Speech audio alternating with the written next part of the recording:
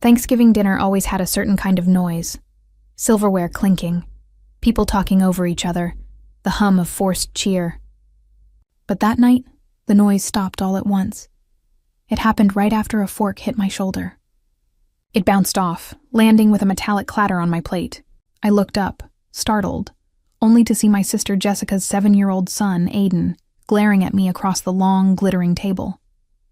He had that particular look kids get when they're saying something they've heard an adult say.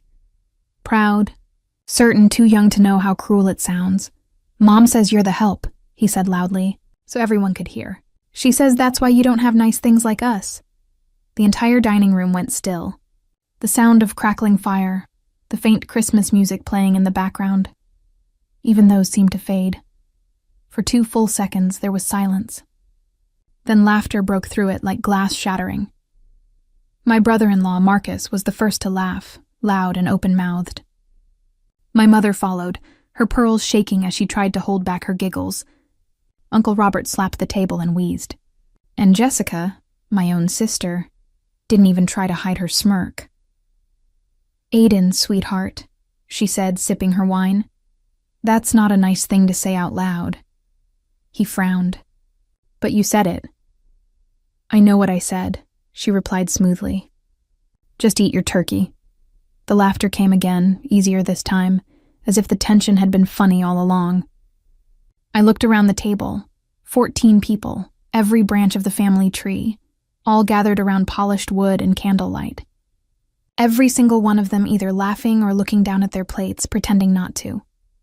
I took my napkin, folded it neatly, and placed it beside my plate.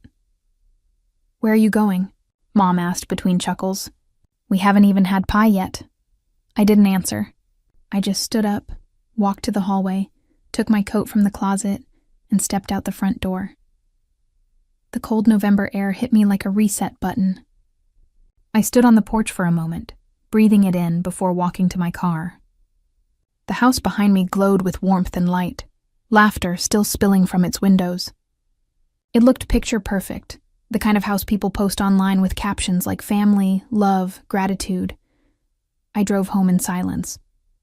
At 10:34 p.m., my phone buzzed. "Jessica, seriously? You left because of a joke? Aiden's 7. He doesn't know any better." I stared at the message, my hand still on the phone. Of course, Aiden didn't know any better, because Jessica had taught him not to. She'd raised him to believe I was someone who existed to serve her. Someone lower. Someone less. A second message came through. "This is so typical of you. Always making everything about yourself. It was Thanksgiving and you ruined it by storming out." Then a third. "Know your place. We're family, but that doesn't mean we're equals. Some of us worked hard to get where we are." I read that one 3 times. Know your place. Then I went to my home office, turned on the lamp, and unlocked the bottom drawer of my filing cabinet. Inside was a thick folder labeled Jessica Property. I pulled it out and set it on the desk. Inside were the documents I'd kept carefully organized for the past 4 years. The private mortgage agreement, the promissory note, and the deed of trust, all with my name listed as beneficiary. 4 years ago, Jessica and Marcus had been desperate. Their second baby was on the way, and their credit score was wrecked. Marcus's failed business had left them buried in debt. They'd been rejected by 6 different banks, so they came to me, the little sister, the one they said never quite made it. I'd offered them a way out. I told them I would buy the house outright for $385,000, and they could pay me back through a private mortgage, $20,400 a month, less than what they paid in rent. I told them that if they made 5 years of on-time payments, I'd let them refinance in their own names and buy the house at the same price. They'd been so grateful back then. Jessica had cried in my kitchen the day she signed the papers. "You're saving our lives, Nina," she'd said, hugging me. I'll never forget this. But 4 years later, she had. She'd forgotten everything. The loan, the kindness, the terms. She'd convinced herself she owned that house, that she'd earned it. She told everyone I'd just helped with the down payment. The truth was right there in my hands. The mortgage contract included an acceleration clause. If the borrower was more than 30 days late, I had the right to call the entire remaining balance due immediately. Jessica and Marcus were 47 days late. I'd sent reminders. They'd ignored them. I opened my phone and typed a reply to Jessica's text. I do know my place. Check your mortgage documents. Her response came seconds later. What are you talking about? I didn't bother replying. Instead, I opened my laptop and drafted an email to my attorney.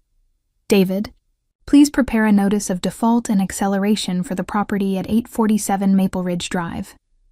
The borrowers are 47 days past due on their mortgage. Per our agreement, I'm calling the full balance, $298,000, due within 10 days. File all necessary paperwork and begin foreclosure proceedings if payment is not received. Best, Nina. I sent it at 11:43 p.m. By 6:15 a.m., I had a reply. Documents prepared. Courier will deliver notice to their address this morning and file with county by noon. Are you certain about this? I typed back. Completely sure. At 6:47, my phone started ringing. Jessica. I let it go to voicemail. Then again at 6:52. Again at 7:15. At 7:30, Marcus texted. Nina, what the hell is going on? Our bank just called saying our mortgage is in default, and the full amount is due in 10 days.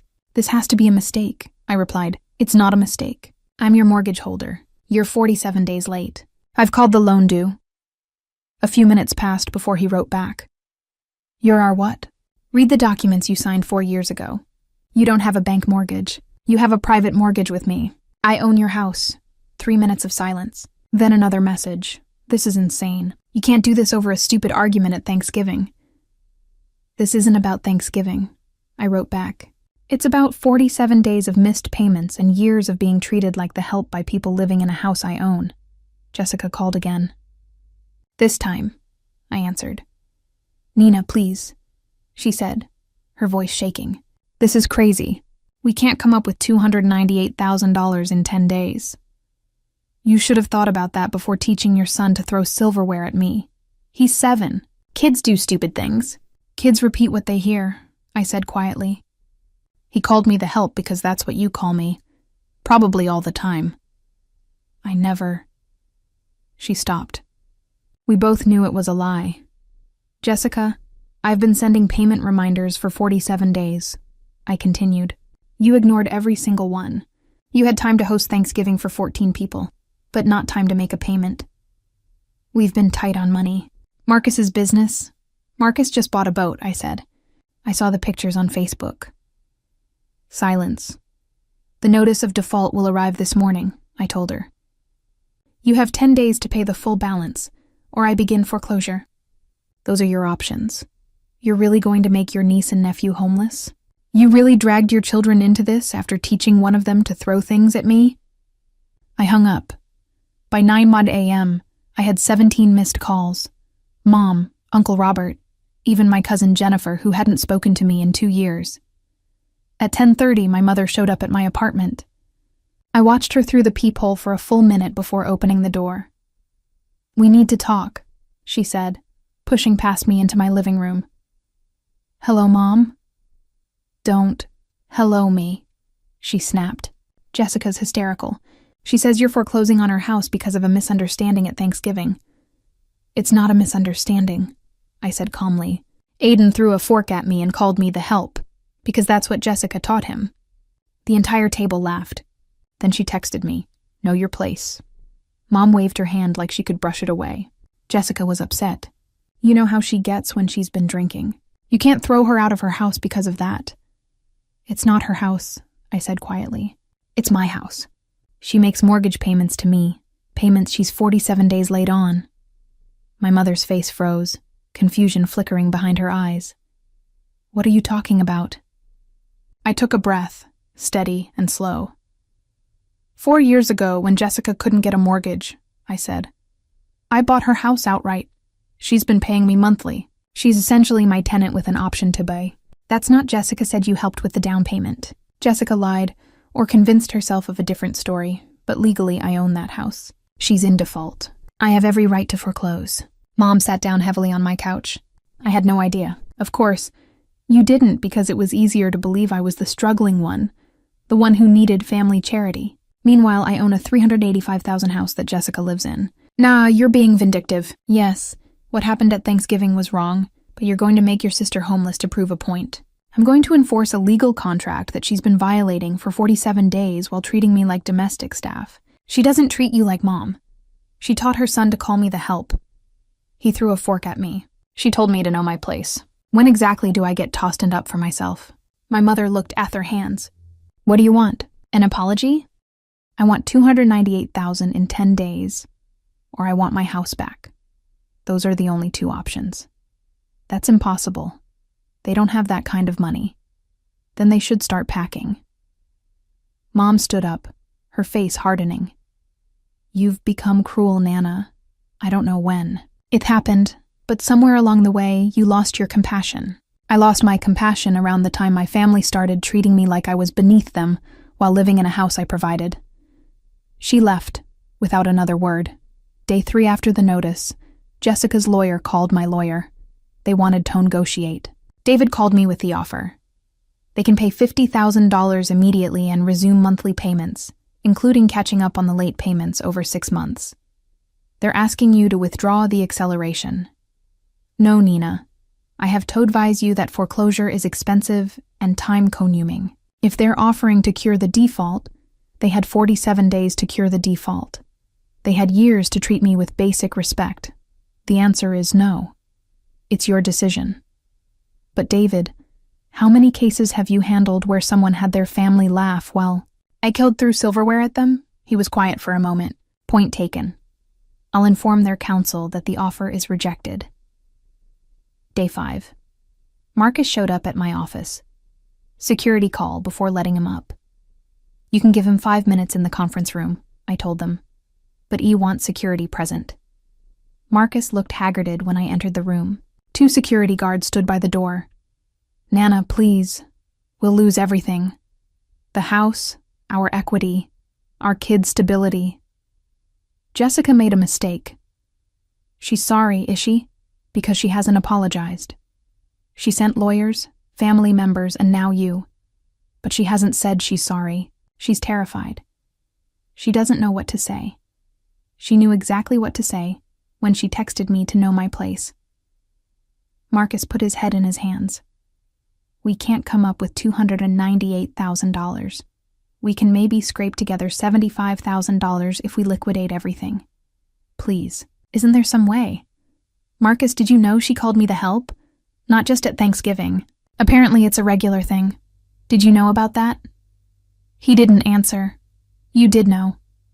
You've heard her say it and you said nothing. Nah. I'm trying to keep my family in their home. Your family lived just fine in a rental before I bought them a house. They'll survive in a rental again. Maybe a smaller one this time. The kids will learn that actions have consequences, that you can't throw forks at people, that you can't treat family members like servants. Those are valuable lessons, Marcus. He left the conference room without another word. Day 8. Jessica finally called, not to negotiate, not to threaten. She was crying. Nah, I'm sorry. I'm so sorry. I've been horrible to you. You've been nothing but generous and I treated you like the help, she sobbed. Yes, I'm so sorry. I don't know why I did it. Maybe I was jealous. Maybe I couldn't accept that you were doing better than me. Maybe I needed to believe you were beneath me, because otherwise I'd have to admit I needed you.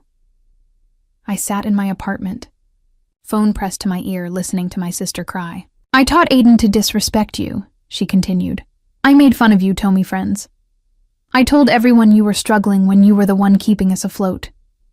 I'm a terrible person. Yes, I said quietly. You was. I'm not foreclosing, Jessica. Silence on the other end. I'm restructuring your loan. You'll pay $2,800 per month instead of $400. That's the current mispayment spread over the remaining term. You'll pay on time every month. And at the end of 5 years, you can still buy the house from at the original price. Nina, I don't understand. I'm angry. I'm hurt. But I'm not cruel. And I don't want Aiden and Emma growing up in rentals because their mother was awful at Thanksgiving dinner. Thank you. Thank you so much. I'm not finished. You're going to apologize to him in front of the entire family at Christmas dinner. You're going to explain what you did, what you said, and why it was wrong. You're going to tell everyone that I own your house and have been supporting you for 4 years. Nina, those are my terms. Monthly payments on time and a public apology or the foreclosure proceeds. She was quiet for a long moment. Okay, I'll do it. And Jessica, if I ever hear you call me the help again, if I ever hear that Aiden has been taught to disrespect me, if you're ever even one day late on a payment, I won't hesitate next time. I understand. After we hung up, I called David and told him to withdraw the foreclosure proceedings and draft a new loan modification agreement. Then I sat in my apartment and thought about Thanksgiving dinner, about a fork hitting my shoulder, about 14 people laughing, about knowing my place. Some lessons cost $298,000 in stress and fear. Some lessons cost watching your sister cry as she realizes who actually holds the power.